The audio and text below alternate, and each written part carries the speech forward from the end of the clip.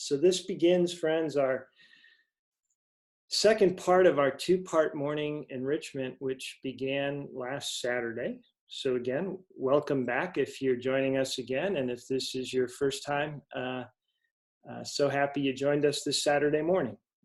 This morning, we're going to be looking at the Paschal Mystery as, I guess you'd say, a spiritual framework to try to understand the experience that you and I are going through during this time of COVID-19. Like last week, we will have 10 slides to work our way through. We're not going to be talking really about spiritual practices, but rather how we Christians understand the process of transformation, or the container, you might say, in which transformation occurs.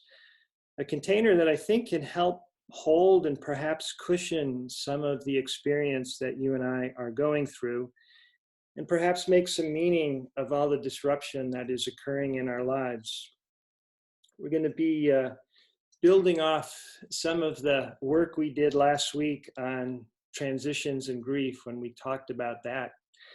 And so to begin, we'll sort of take a backward step and briefly review some of the ground we covered last week, because we want to build upon that ground today as we talk about the Paschal Mystery. So I'll give you about 45 minutes or so, 45 minutes of input. So you may want to have that second or third cup of coffee ready. After that, we will have a little time on our own for some prayerful reflection. I'll provide you some questions to reflect upon. And then we'll conclude our time this morning with some small group conversation. We'll break up into small groups, and we'll finish right at about 11:30 this morning. So let us begin. Oop, one too far. So if you're here last week, you may recognize this slide.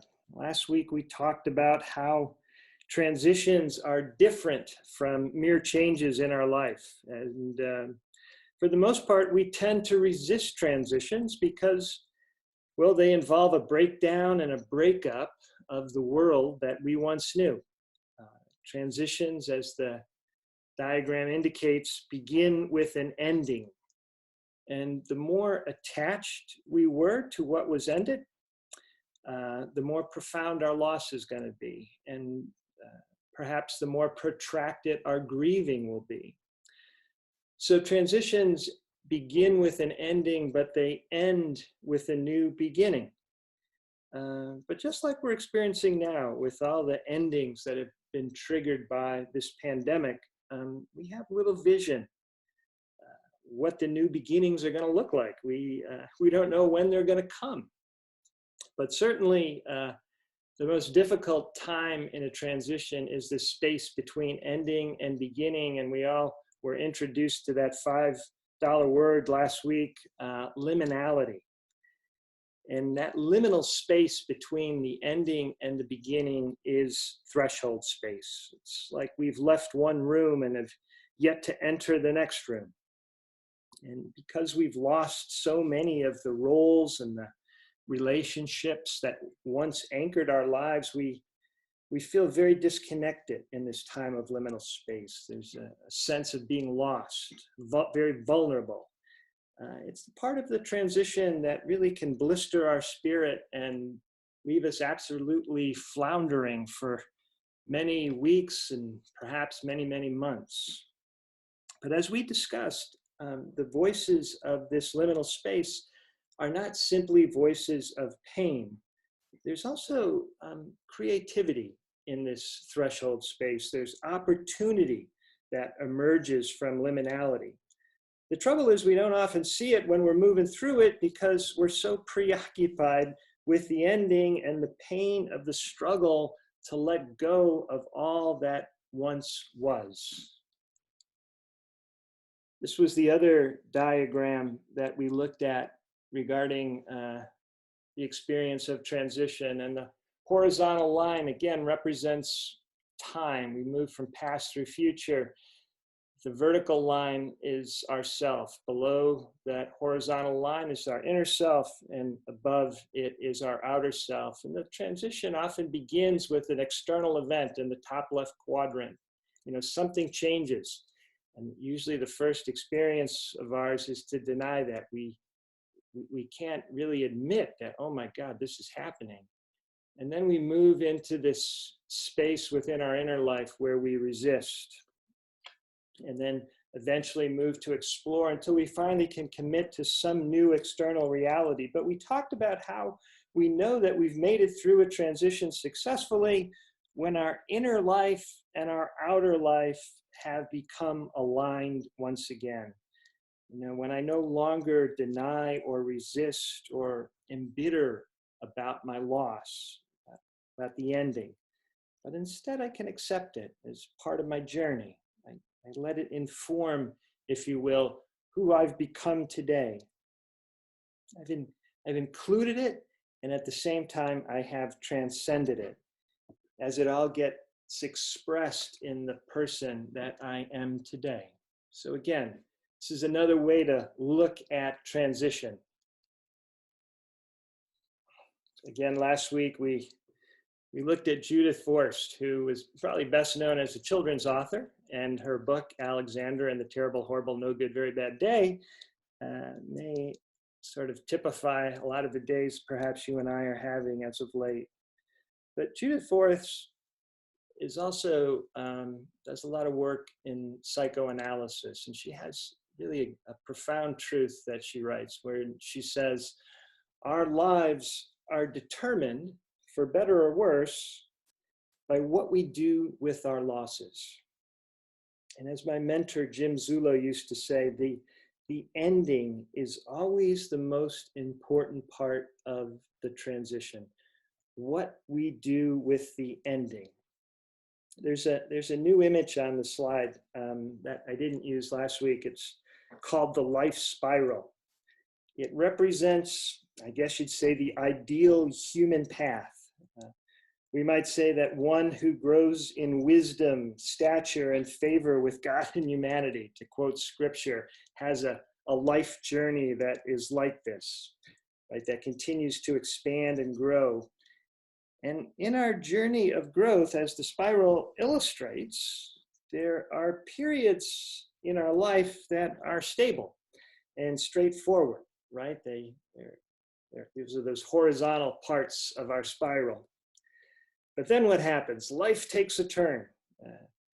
And how we respond when life takes a turn and shakes us up really makes all the difference in whether our life spiral expands or contracts. And we talked last week about how our culture has many elderly people, but very few elders, as the pains of losses and the subsequent grieving are not adequately dealt with by so many of us. And since our lives are determined, again, in the words of Judith Forst, for better or worse, by what we do with our losses can catch up with us, and our lives can begin to contract and get smaller. And with the second half of our journey looking perhaps like an upside down spiral. So we expand for a while, but then we begin to contract. And by the end of our journey, life has become very, very small. This is the final slide that we'll look at from last week. Last week, as you may remember, we talked about David Kessler's 6 stages of grieving. And we highlighted how these stages are descriptive. They're descriptive of what happens to us after a significant loss as we move through our experience of liminal space. They describe, this is really important, they describe, they do not prescribe. In other words, these steps are not linear. We bounce around them as we move through our process of grieving. In fact, we may experience 2 or 3 of these different stages in the course of any given day. As you look closely at these, you may notice that Kessler's work builds on the work of Elizabeth Kubler-Ross, but he adds a sixth stage, and that sixth stage is meaning. Meaning. We are meaning-making creatures, and so it becomes very important for us to understand our losses in some larger context of meaning. And this is sort of the perfect entree for our conversation about the Paschal Mystery, because this mystery is the way that we Christians can make meaning of our lives' transitions, of our losses, and of our own experience of liminality and grief. But it needs to be said that a context of meaning, it offers us a container to hold our experience. It can certainly cushion the blow of our losses and transitions, but it doesn't exempt us in any way from the difficult work of having to come to terms with our losses and experience those other 5 stages from denial through acceptance, right? Even though we know about the Paschal Mystery, no one gets a get out of jail free card in terms of moving through this work. So let's jump into the Paschal Mystery. And it's laid out here in a diagram that should look a little familiar, like I've seen this someplace before. The Paschal Mystery, well, it's certainly some churchy language, that's for sure. And it identifies the journey of Jesus from the last meal he ate with his friends, to his death on the cross, to his time in the tomb, and finally to his resurrection on Easter morning. And it extends into the Easter season with the Ascension and Pentecost. The Paschal Mystery, however, is not just about the journey of Jesus. It's also about your journey, and it's about my journey. If it's true for Jesus, it must also be true for us, or else it's not true. As our good friend Terry Nelson Johnson so eloquently and captivatingly puts it, Christians are called not to be just spectators of the Paschal Mystery. We're really called to consciously enter into this mystery ourselves. And I suppose in one sense, just by virtue of being alive, we are in the mystery. What the Paschal Mystery is affirming is that the life that God offers you and I is, to put it this way, always death transformed. I guess that's another way of saying God makes all things new again. That the only pattern for us since the moment we left our mother's womb and entered into the world, to the moment that will happen for all of us when we exhale our last breath and enter into whatever is beyond this world, the only pattern for us is death and resurrection. We Christians, we submit to this pattern with trust. Why? Well, because this is what Jesus did, and to be a Christian is to follow Jesus. St. Augustine called the Paschal Mystery the transformative path that is in all things, the transformative path that is in all things.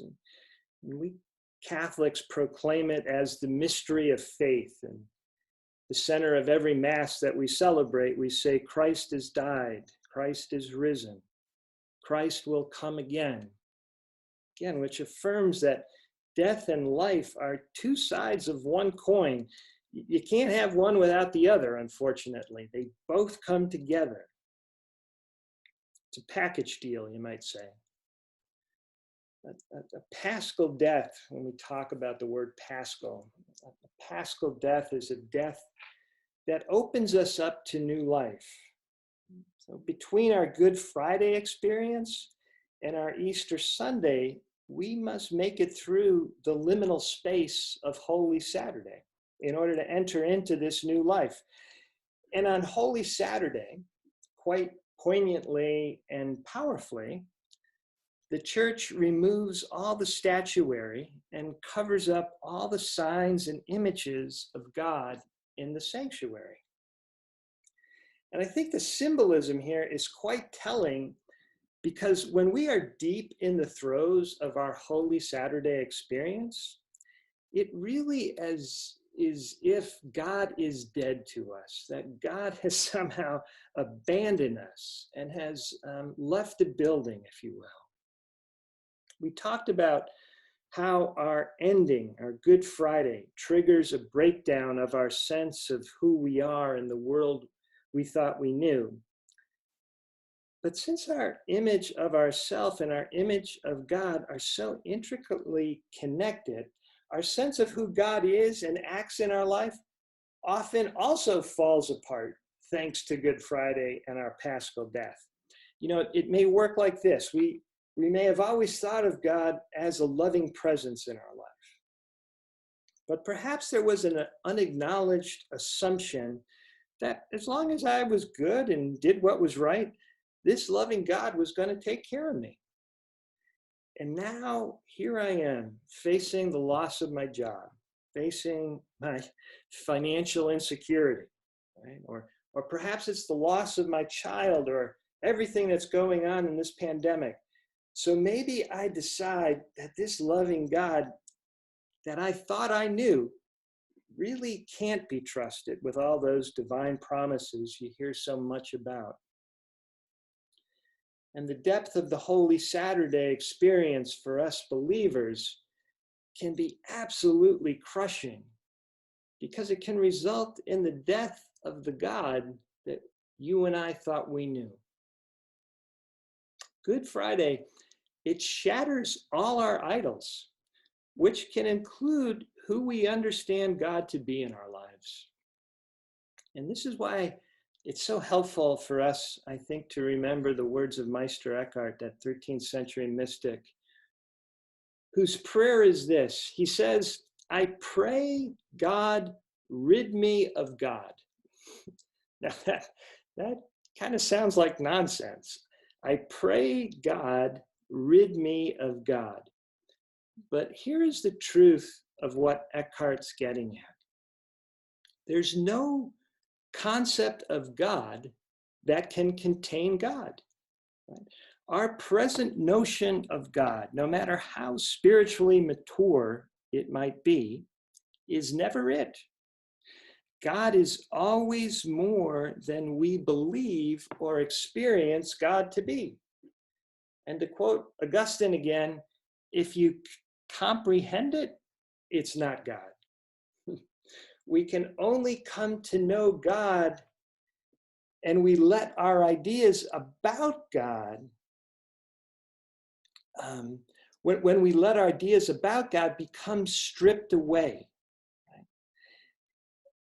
And as we let our ideas about God get stripped away, the real God makes him, her, or herself fully known to us. Right? So friends, in our Holy Saturday experience, when our concept of God can be completely shattered, when the God we thought we knew seems to have abandoned us or disappeared, we can still remain faithful to the God beyond the God we have come to know. Right? This is why Meister Eckhart prays, God, rid me of God, because he knows there is infinitely more to God than anything he knows about God. And this is the God he wants to be faithful to. So this time of Holy Saturday doesn't just call us to a new you and me. It also calls us to a new experience of God. Even Jesus on the cross felt forsaken by the Father that he thought he knew, right? This is what happens to us when we're in Holy Saturday. We Christians, to put it another way, often identify ourselves as Easter people, which is certainly a beautiful expression of our faith and in the goodness and mercy of God. This is what we have faith and trust in, and that God is forever bringing forth new life in you and in me and in all of creation. But the temptation by identifying as Easter people is to spiritually bypass the pain and the difficulties of life. We can be tempted to explain away our pain and others' pain in light of the resurrection. We are an Easter people, that is for sure. But Good Friday and Easter Sunday are two sides of the same coin. Life and death are inextricably intertwined. So we also have to claim our identity as a Good Friday people and endure and accept the pain and the losses of our experience as really a normal and necessary part of being alive. You know, when you think about our Christian logo, the primary symbol of our Christianity, it's a tortured, innocent man dying on a cross. And that really says it all. But I think here's the real mystery of the tomb and of the Holy Saturday experience. Somewhere in that experience, and we can never really explain how it happens, the darkness of the tomb is transformed into the darkness of a womb. There is some kind of divine alchemy that occurs within that darkness. Something happens where we find, well, a little space to breathe. We glimpse the light, perhaps, of a new beginning, the possibility and new life begin to stir within us in that darkness as it transforms itself from tomb to womb. And as I said before, the Paschal death ends one kind of life, but opens us up to another. And this mystery really is foundational to the essential question of our faith, which is, can I trust what is ultimately coming to me, that it is for me and not against me, right? Can I trust what ultimately comes to me is for me and not against me? Wow, that really becomes the question of our faith. Again, here's another slide that you've seen before.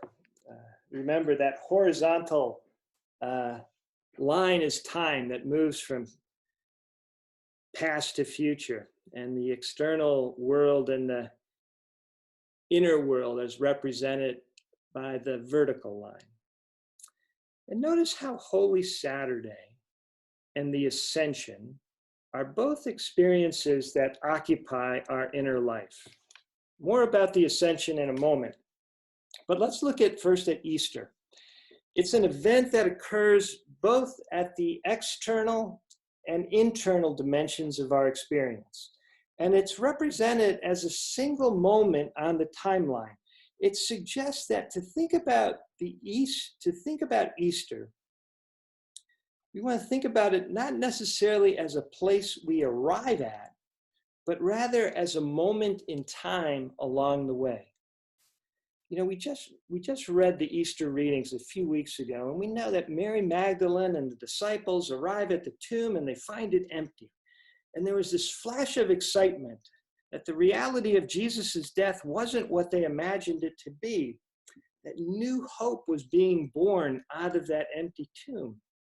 But the thing that always puzzled me is after their Easter experience, they returned to their locked room where they continued to hide themselves in fear, right?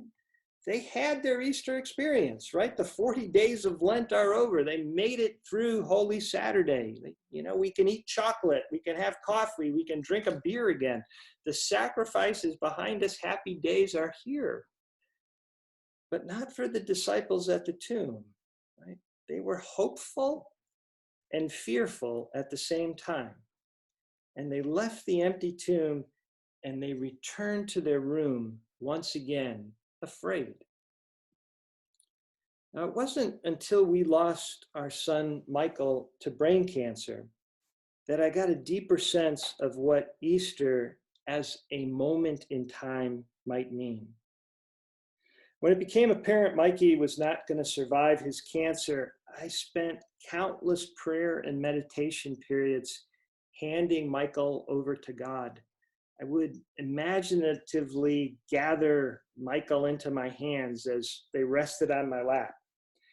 And I would extend my hands outward as if offering him to God, trying to entrust Michael to God's care and safety. And as you can imagine, at first I couldn't even lift my hands off my lap, right? There's always lots and lots of tears. But this became part of my prayer practice for weeks, and weeks that really turned into months. And it was right around the time of Thanksgiving that during a prayer period, I felt this sense of overwhelming confidence wash over me, right? A confidence that we were going to be okay, that his mom and his sister and his brother and I were somehow going to be okay after he died. And this vision, momentary vision, brought real consolation to me. And then almost just as quick, a rush of fear went right through my body. Because how could we ever possibly be okay without him? It felt like a betrayal of my love for Michael to even imagine it, you know? And there it was, in that Easter moment, the darkness of the tomb began to transform itself into the darkness of a womb, right? But I was still deep, deep, deep in the tomb, right? But that was the Easter moment that I identified.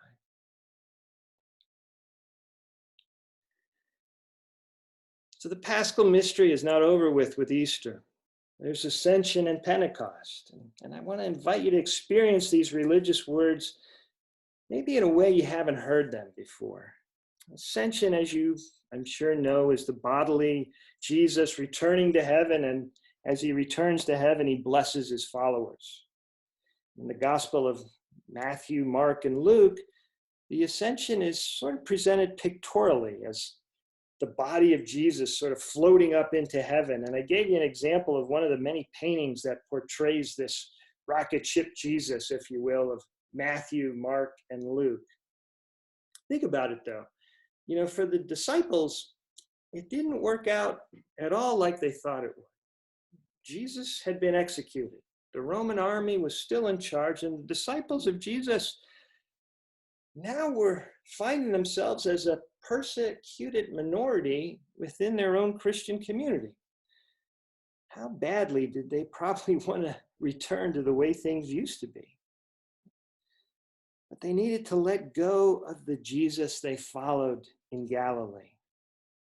They need to let go of that bodily Jesus, and as they do, Jesus blesses them. And the blessing creates a spaciousness within them to receive the Spirit of Pentecost.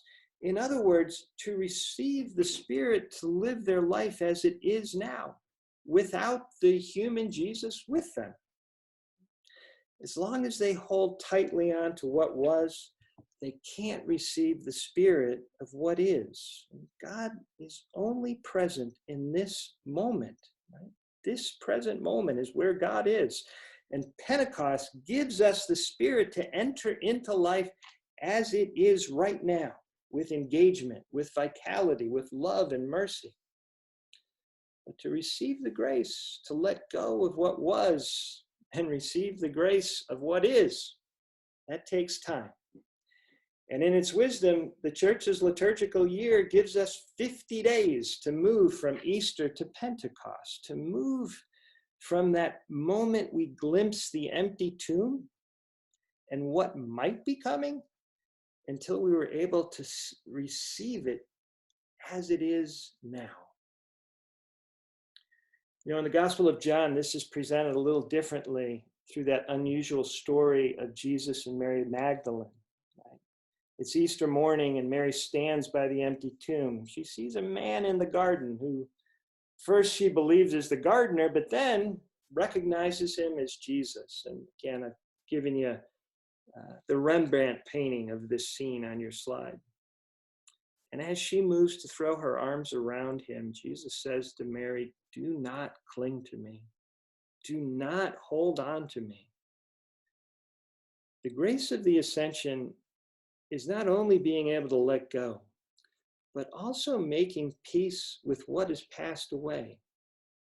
At the same time we are letting go, we're also letting come until the Holy Spirit of what is can come fully to us and descend upon us and live within us.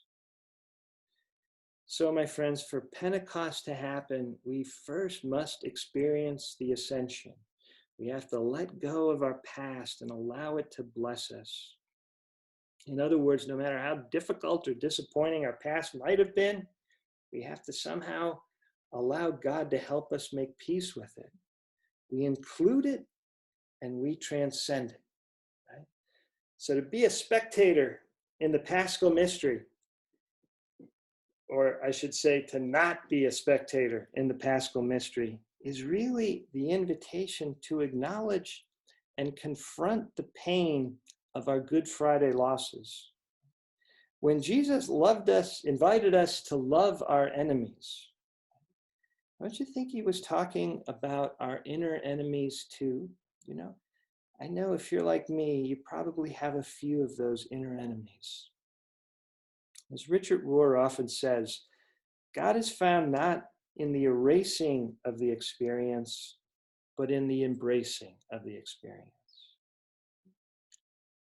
Again, let me repeat that. God is found not in the erasing of the experience, but in the embracing of the experience. So how might we think about this God of the Paschal Mystery? What if God were not a fixer or a rescuer during our times of transition or during this time of pandemic? What if instead God is a midwife? Or those of you who are familiar with the word, God is a doula. A doula is that Greek word for someone who provides continuous care and support during the prenatal, childbirth, and postpartum periods of pregnancy and childbirth. What if God is a companion to us who comforts us, certainly, but sometimes confronts us, who reassures us, who teaches us, who waits with us, but doesn't take away the necessary pain of the birthing process? God is in it with us, but it's a partnership more intimate and interdependent perhaps than we can possibly ever realize, because God is in us and we are in God. We might say we need each other. The Franciscan Ilia Delio, who's one of the great thinkers of our day at the intersection of religion and science, puts it this way. I put the quote on your slide. This is from her recent newsletter. She says, "The power of love to sustain life and to move life through suffering and death toward more life is the absolute horizon of life itself, which is God.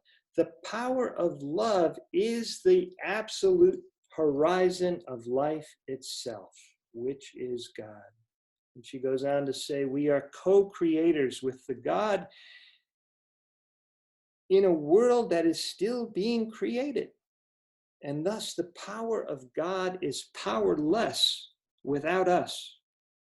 Love is not abstract. It acquires power only in and through relationships. So if Ilia Delio is right, and our science and much of our theology suggests she is, evolution is not only happening continually on every level of being, it also has a purpose and a direction. God, from the very beginning, created an evolving universe. And this fact, I think, friends, must really influence our thinking about almost everything else, including this time of pandemic. Individually and collectively, all things are going forward and upward with a purpose that follows a law that was originally implanted by God in every single particle of the universe. So think about it just for a moment. At that moment of Big Bang, right?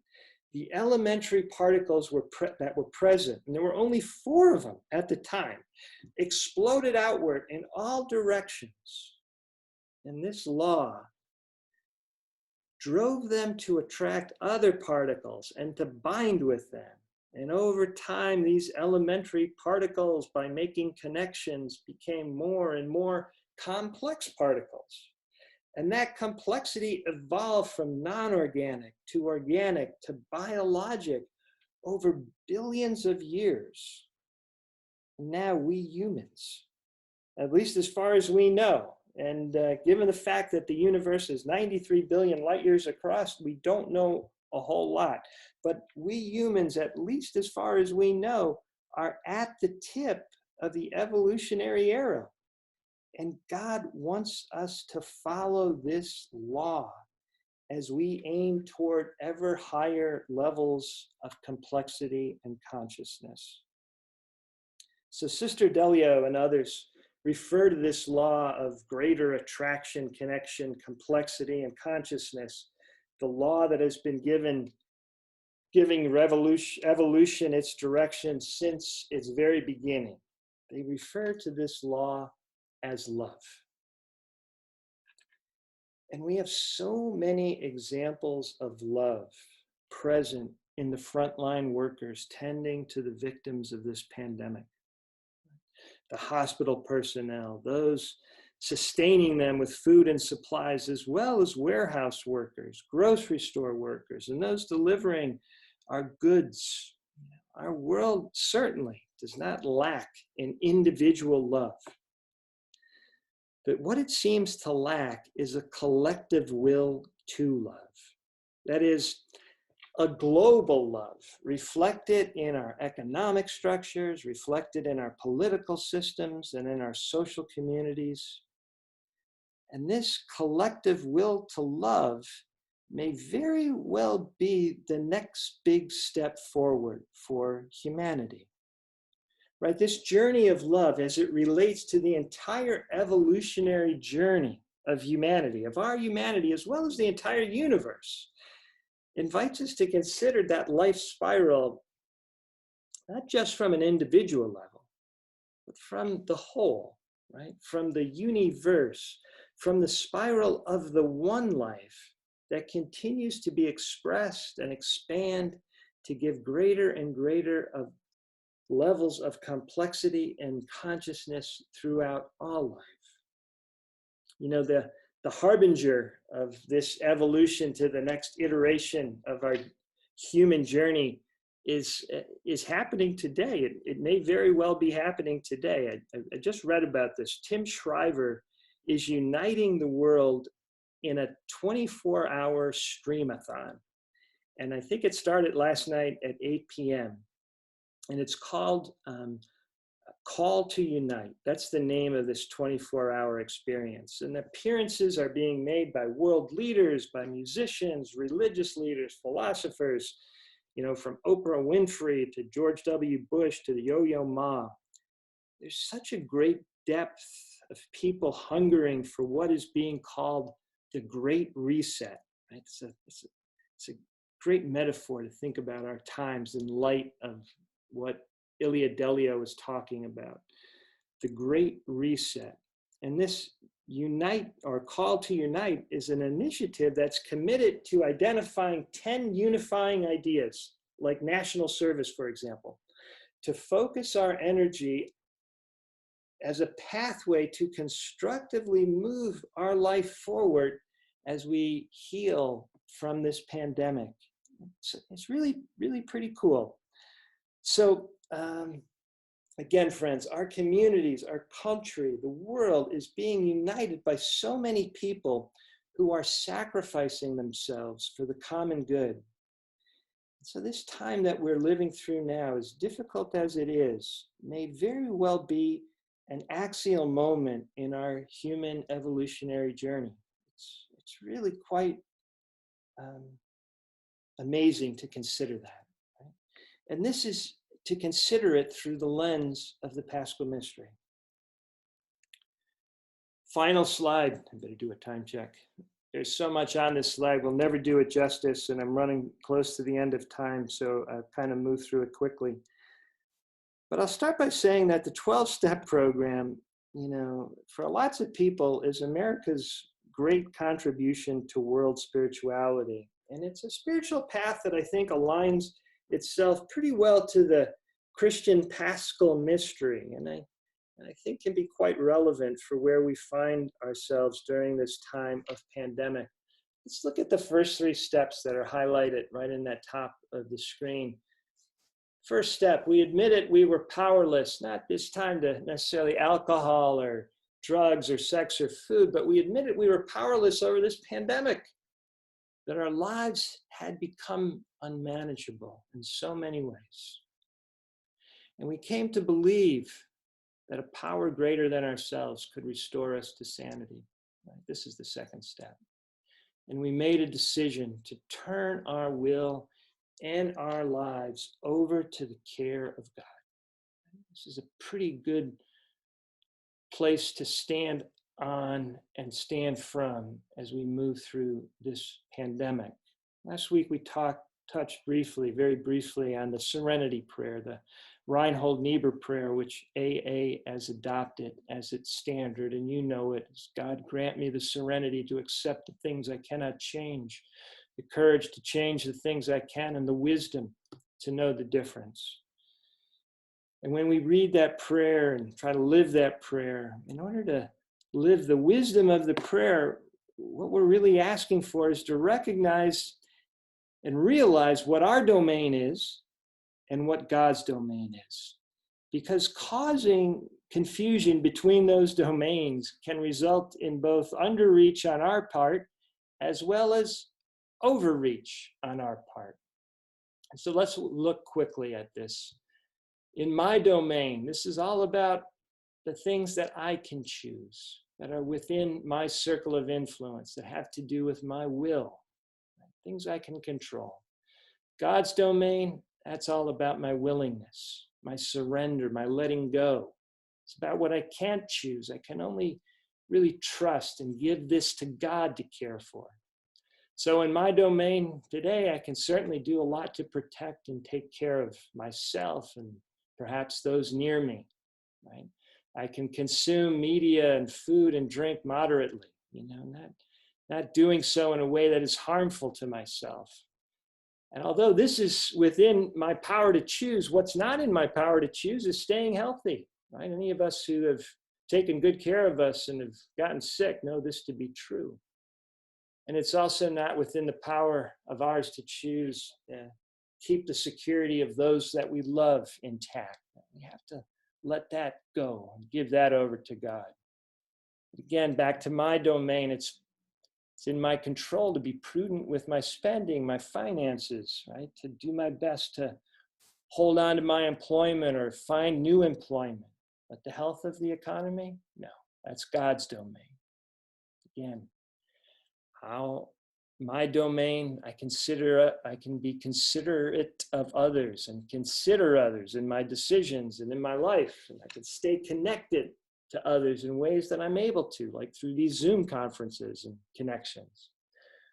But how others respond to the crisis, that's not within my control.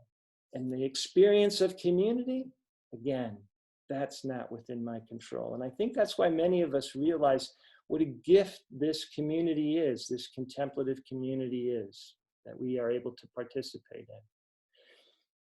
We can maintain our spiritual practices as best we can, but we can't make consolation and peace happen. What we can do is we can live today and stay focused on today. But the future, this is in God's domain. So I'll end with this step 11, which is that we sought through prayer and meditation to improve our knowledge of God's will for us and the power to carry it out. And I added Psalm 46, right? Because I thought Psalm 46 was such an important invitation for us during this time, to find regular time during the pandemic to be still and know that God is God. T.S. Eliot wrote about a still point, which he said is a spiritual practice where there is no going forward and no going backward. It's a point within us to which we are anchored and around which everything turns. And that still point represents our center, where the Spirit of God dwells in us. It's a place where we attach ourselves to God, but it's also the place where God is attached to us. You might say the still point is the most intimate of love meetings. It's the place within us that Father Thomas Keating refers to as the fullness of love, that brings the maximum of rest and at the same time makes possible the maximum of action. I love thinking about it like that. Now, we don't have time to discuss all the ways, all the spiritual practices through which we can return to that still point, but by coming back to that place again and again and again, this is how we learn and how we are taught to work with the divine doula, the one we need now more than ever. So friends, with that, let me move us into our time of reflection with these three questions. And again, I'd invite you to take a pencil and pen and paper out. And even if you don't journal during this next 10 or 12 minutes that I give you, find one of these questions to write a few notes about. Because when we put something down on paper, it really helps us to clarify our experience. And again, you're not going to be able to get through these three questions in the matter of time we have here. But as I read through them, see which one draws you in. And then I'll invite you to spend some time there in that prayerful pondering. So how does the Paschal Mystery, as both the journey of Jesus and the perennial and constant transformative pattern of life, bring meaning and encouragement and consolation to your personal experience during this pandemic? And does it invite you to imagine our collective future in a hopeful and new way? Second question to consider, as you consider life during COVID-19, what do you identify as the most essential choices to act upon in your domain? And what is it most important for you to let go of and surrender to God's domain? What are your spiritual practices that allow God to be your doula, helping you carry what is yours to carry and let go of what is God's to hold? And finally, as you look back on the last couple of weeks and you consider your own journey in relation to the Paschal Mystery. And again, friends, this is much like the stages of grief. They're descriptive, not prescriptive. So we can move through all of this, not linear. We can move in and out of all of these different stages of the Paschal Mystery. What is going on in your own experience? Is there a Good Friday? Can you name it? What's dying? Your Holy Saturday experience in this. What are you grieving? What idols for you have been smashed? Your Easter Sunday. What have you glimpsed as any new beginnings that may be emerging here? The Ascension. What are you in the process of letting go of? Hoping that in time it will bless you. And finally, Pentecost. How are you receiving and accepting the spirit of the life you are living now, this day, today, not when the pandemic is over, but right now? So again, three questions for you to consider. Please pick one. We'll spend the next 10 or 12 minutes in prayerful reflection. And again, I would invite you to journal a little bit. We'll begin at the sound of the bell, and the bell will ring a second time, which will conclude our time of reflection and invite us to move into our small groups.